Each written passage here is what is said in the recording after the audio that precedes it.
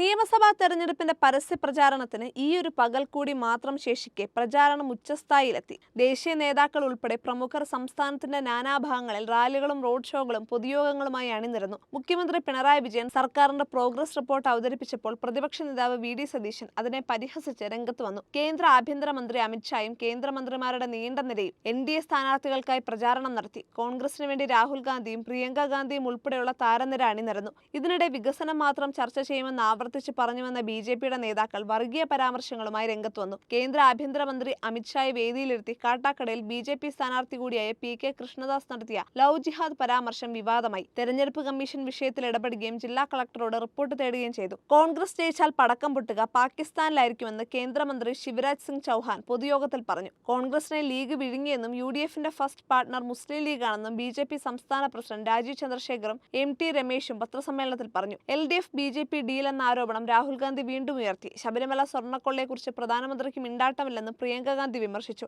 ഭരണത്തിലെത്തിയാൽ ശബരിമല സ്വർണ്ണക്കൊള്ള നടത്തിയവരെ ജയിലിലടയ്ക്കുമെന്ന് കേന്ദ്ര ആഭ്യന്തരമന്ത്രി അമിത്ഷാ പറഞ്ഞു. ശബരിമല സ്വർണ്ണക്കൊള്ളയെക്കുറിച്ച് ബി.ജെ.പി മൗനം പാലിക്കുന്നുവെന്ന ആരോപണത്തിന് പിന്നാലെയാണ് അമിത്ഷാ ഇതേക്കുറിച്ച് പൊതുയോഗത്തിൽ പരാമർശിക്കുന്നത്.